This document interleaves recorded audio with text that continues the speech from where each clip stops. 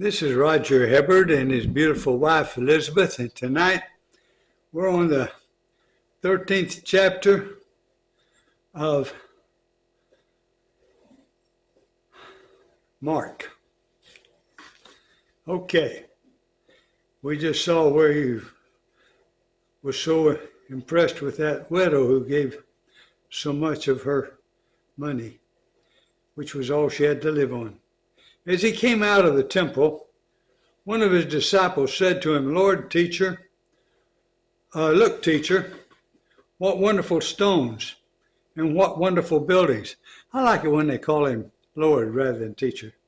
And Jesus said to him, Do you see these great buildings? There will not be left here one stone upon another that will not be thrown down. And sure enough, about 30 years later, after his crucifixion, because of the fire, gold ran between those stones, and not one stone was left on another. How about that?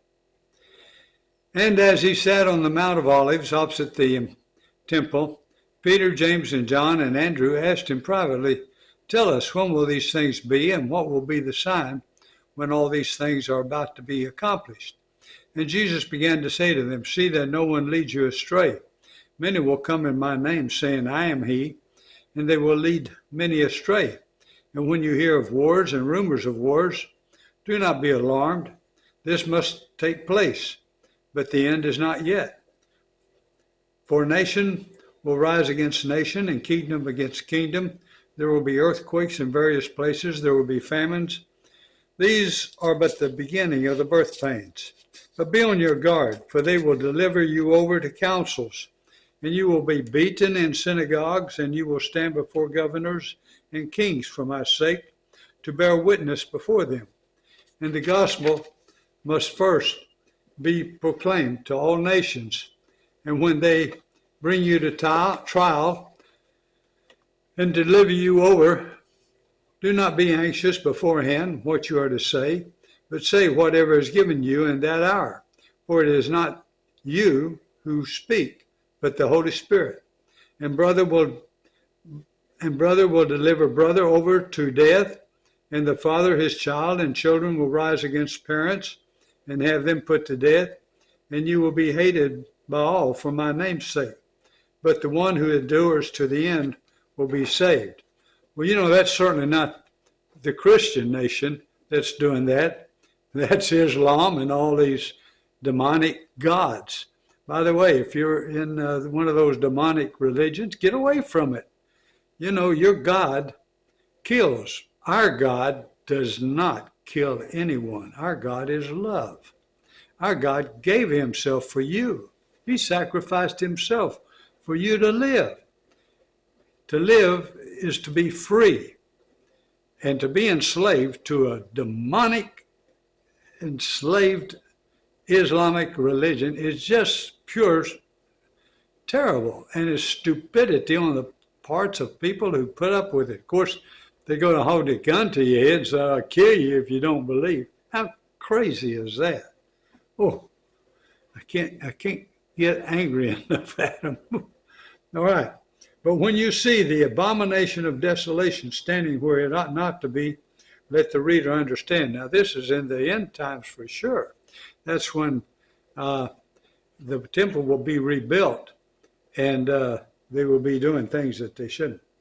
Then let those who are in Judea flee to the mountains. Let the one who is on the housetop not go down nor enter the house to take away anything out. And let the one who is in the field not turn back to get his cloak. And alas, for women who are pregnant and for those who are nursing infants in those days, pray that it may not happen in winter. For in those days there will be such tribulation as has not been from the beginning of the creation that God created until now, and never will be. And if the Lord had not cut short the days, no human being would be saved.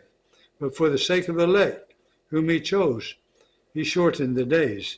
And then if anyone says to you, Look, here is the Christ, or look, here he is, do not believe it.